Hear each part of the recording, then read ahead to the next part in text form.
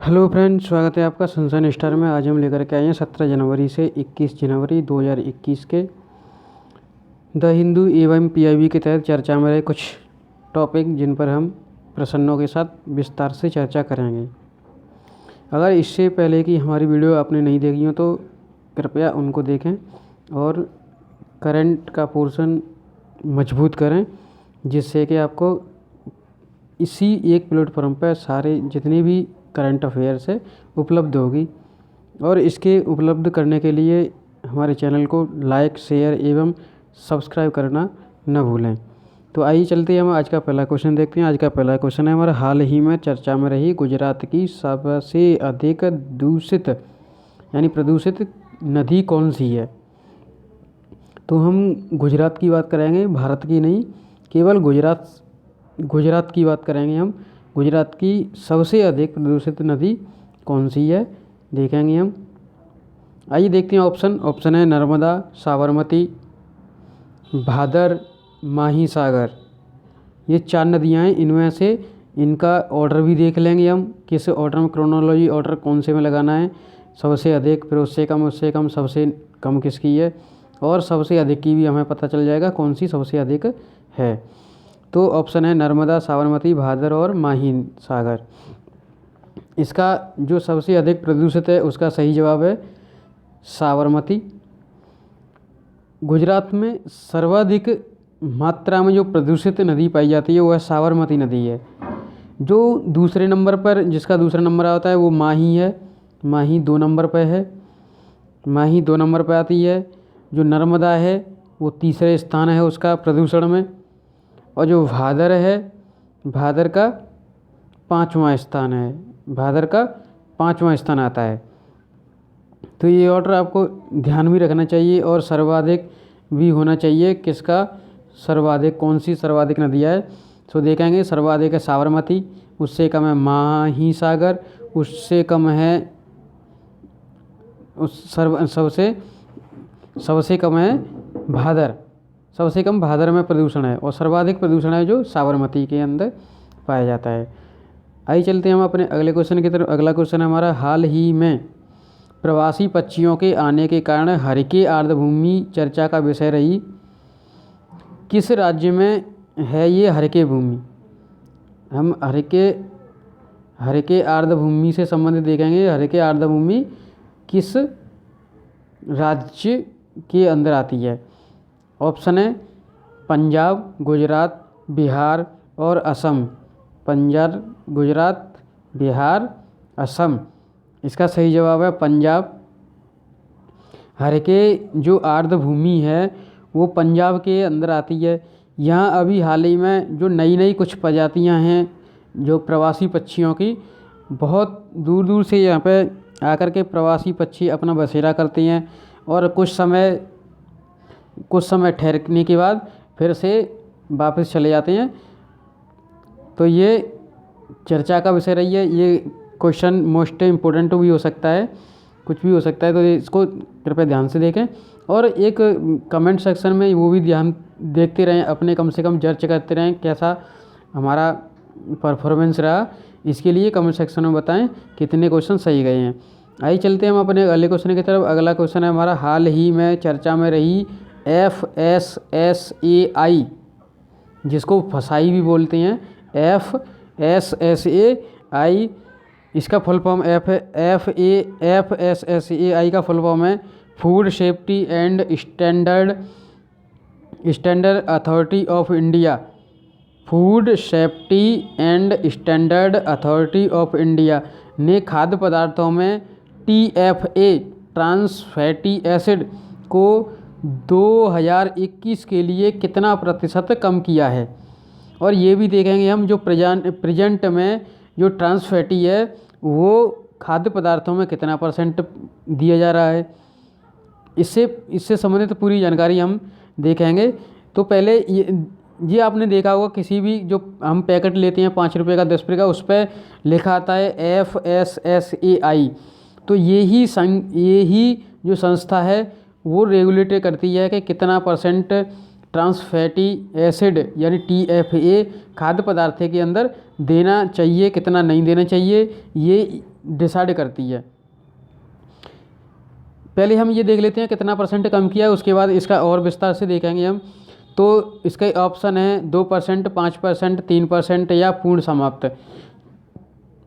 हमारा जो FSSAI ने जो अभी हाल ही में ये कदम उठाया है कि TFA को कितना % करना है 2021 के लिए, 2%, 5% या 3% या पूर्ण समाप्त। तो इसका सही जवाब रहेगा 3%। 3% कम करने का ऐलान किया है इस 2021 में, और यही 2022 में 2% पे लाने का विचार। प्रेजेंट में यही 5% की दर है इसकी। जो TFA है वो पाउच के अंदर 5% डाला जाता है। ये जो TFA है ये एक ऐसा ट्रांस फैटी एसिड है जो पदार्थ को लंबे समय तक सही सलामत रखने के लिए उपयुक्त होता है, लेकिन इसके काफ़ी हानिकारक प्रभाव भी हैं। बहुत लंबा समय ये दे देता है जिससे कि वो उसमें अच्छे से रहता है। पहला ऐसा देश है जिसने TFA को पूर्ण रूप से समाप्त किया है, वो देश है डेनमार्क। डेनमार्क ने 2003 में ही TFA को पूर्ण तरीके से समाप्त करके वह पहला स्थान प्राप्त किया है, विश्व के अंदर पहला स्थान प्राप्त किया है जिसने TFA को पूर्ण तरीके से समाप्त कर दिया है। FSSAI जो इंडिया में है वह 2006 में बना, 2006 के अंदर बना था ये, और इसका मुख्यालय नई दिल्ली में है। तो ये इससे TFA और FSSAI से संबंधित चर्चा थी। आइए चलते हैं हम अपने अगले क्वेश्चन की तरफ। अगला क्वेश्चन है हमारा, हाल ही में चर्चा में रही OST ओपन स्काई ट्रीटी से संबंधित कथन सही नहीं है। हम देखेंगे इससे कौन सा कथन सही नहीं है यानी गलत है। तो ये पहले हमें देखना होता है कि ये गलत पूछ रहा है या सही पूछ रहा है। तो इसमें कौन सा सही नहीं है यानी ये रॉन्ग ऑप्शन को पूछ रहा है ये। तो OST ओपन स्काई ट्रीटी से संबंधित हम ऑप्शन देखेंगे। रूस ने बाहर जाने की घोषणा की है। रूस ने बाहर जाने की घोषणा की है। अगला है, भारत इसका सदस्य देश है। अगला देखेंगे हम, इसे 1991 में बनाया गया। फोर्थ ऑप्शन है, इनमें से कोई नहीं।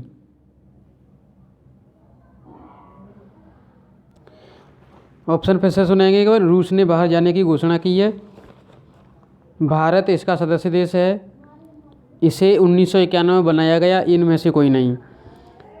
तो इसका सही जवाब है ख। इसका सही जवाब है ख। भारत इसका सदस्य देश नहीं है, जबकि इसमें है तो इसका सही जवाब रहेगा ख। रूस ने बाहर जाने की घोषणा की है, सही है। रूस ने अभी हाल ही में OST से ओपन स्काई ट्रीटी से बाहर जाने की, एग्जिट करने की घोषणा की है। OST को 1991 में बनाया गया था।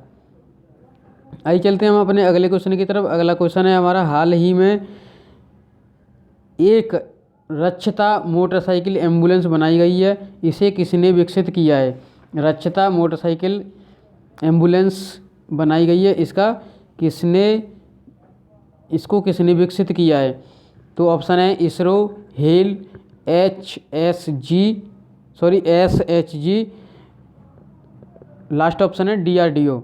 इसरो, हेल, SHG और DRDO। देखेंगे इसमें कौन सा ऑप्शन सही है। इसका ऑप्शन सही है घ, DRDO। मोटरसाइकिल एम्बुलेंस DRDO के द्वारा बनाई गई है। यह उस स्थान पर काम करती है जहां एम्बुलेंस यानी 4 व्हीलर वाहन नहीं पहुंचता है या व्यवस्था नहीं है, पतली सकरी गलियां हैं, उनके लिए इसको पहुंचाया जाता है। जैसे कभी कभी ऊपर पहाड़ी पर कोई किसी पेशेंट, किसी जो आर्म्स सैन्य लोग हैं उनके लिए कभी ज़रूरत पड़ जाए तो ऐसे लोगों के लिए ये काम आती है। तो ये DRDO के द्वारा बनाई गई है, ध्यान रखेंगे। आइए चलते हैं अब अगले क्वेश्चन की तरफ। अगला क्वेश्चन है हमारा, हाल ही में चर्चा में रही सेमेरू ज्वालामुखी किस देश में है? सेमेरू ज्वालामुखी किस देश में है? ऑप्शन है भारत, फिलीपींस, इंडोनेशिया, इनमें से कोई नहीं। सेमेरू ज्वालामुखी है भारत, फिलीपींस, इंडोनेशिया, इनमें से कोई नहीं। इसका सही जवाब है इंडोनेशिया। यह सेमेरू ज्वालामुखी इंडोनेशिया की है। अगला क्वेश्चन देखेंगे हम। अगला क्वेश्चन है, हाल ही में चर्चा में रही माइस पर्यटन नीति किस राज्य में है? माइस पर्यटन नीति से संबंधित कौन सा राज्य है? असम, गुजरात, उत्तराखंड या बिहार? असम, गुजरात, उत्तराखंड या बिहार? इसका सही जवाब है गुजरात। गुजरात से संबंधित है माइस पर्यटन नीति। इसके अंदर पर्यटन को, टूरिज्म को बढ़ावा दिया जाएगा।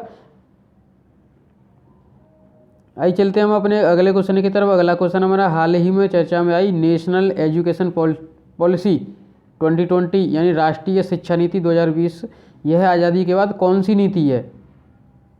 आज़ादी के बाद कौन सी नीति है? तीसरी, दूसरी, चौथी या पांचवी? इसका सही जवाब है क, तीसरी। जो NEP नेशनल एजुकेशन पॉलिसी है वह तीसरी, आज़ादी के बाद तीसरी है। दूसरी जो है उसको 1986 में बनाया गया। जो दूसरी पॉलिसी थी उसको 1986 में बनाया गया, ध्यान रखेंगे इसका डेट। जो पांचवी है उसको 1968, पहली थी उसको 1968 में बनाया गया था। जो पहली पॉलिसी थी, जो हमारी पहली पॉलिसी थी 1968 में बनाया गया और दूसरी 1986 में बनाया गया। इसमें पहली पॉलिसी को ध्यान रखेंगे 1968 बनाया गया। अगर इसके अक्षर को इधर उधर कर दिया जाए, 8 को इधर कर दिया जाए, 6 को इधर कर दिया जाए, ये भी एक ट्रिक है, तो हम 86, 68 ये दोनों उसी सन में बनी गई। जो पहले आती है उसको पहले 68 में, और जो उसका विपरीत कर देंगे तो 86, वो दूसरी हो जाती है। तीसरी 2020 में पिछली साल ये अभी लागू की गई है। तो इसको देखेंगे हम, पहली 1968 में, दूसरी 1986 में, तीसरी 2020 में। ये 3 एजुकेशन पॉलिसी आई हैं अभी, तो ये ध्यान रखेंगे 3 थी।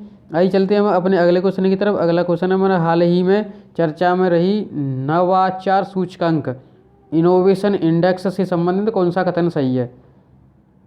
हाल ही में चर्चा में रही नवाचार सूचकांक इनोवेशन इंडेक्स से संबंधित कौन सा कथन सही है? यह स्वास्थ्य विभाग निकालता है। नवाचार सूचकांक स्वास्थ्य विभाग निकालता है, यह पहली बार निकाला गया है। इसमें पहला स्थान गुजरात को मिला है। लास्ट ऑप्शन है घ, उत्तर प्रदेश टॉप 10 में रहा है। उत्तर प्रदेश टॉप 10 में रहा है। इसका सही कथन है लास्ट का, सॉरी इसमें लिखना भूल गए, घ, लास्ट का ध्यान रखेंगे। उत्तर प्रदेश टॉप 10 में रहा, यह स्वास्थ्य विभाग निकालता है। ये ऑप्शन गलत है, स्वास्थ्य विभाग नहीं निकालता है, इसको नीति आयोग के द्वारा निकाला जाता है। जो नवाचार सूचकांक है वो नीति आयोग निकालता है। यह पहली बार निकाला गया है, ये भी गलत है। जो नवाचार सूचकांक है वह दूसरी बार निकाला गया है। इसमें पहला स्थान गुजरात को मिला है, ये गलत है। पहला स्थान हमारा कर्नाटक को मिला है। पहला स्थान कर्नाटक को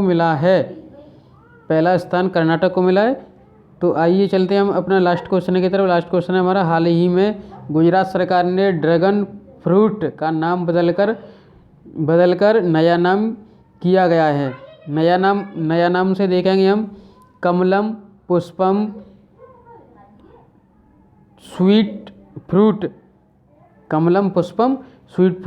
लास्ट ऑप्शन है हमारा इनमें से कोई नहीं, लास्ट ऑप्शन है इनमें से कोई नहीं, घ रहेगा इनमें से कोई नहीं, कमलम पुष्पम स्वीट फ्रूट या इनमें से कोई नहीं। तो इसके देखेंगे कौन सा ऑप्शन किया गया है, गुजरात सरकार ने ड्रैगन फ्रूट, ये चाइना से संबंधित है, ये ड्रैगन है, उससे उसकी बदौलत ही इसका नाम चेंज करने की वो रखी मुहिम चलाई है। इसका नाम कमलम का सही है, कमलम रखा गया है, ड्रैगन फ्रूट का नाम कमलम रखा गया है। तो ये था आज का सेशन। हमारी वीडियो को सबसे पहले मिल पाने के लिए लाइक शेयर एवं सब्सक्राइब करना ना भूलें। Thank you for watching.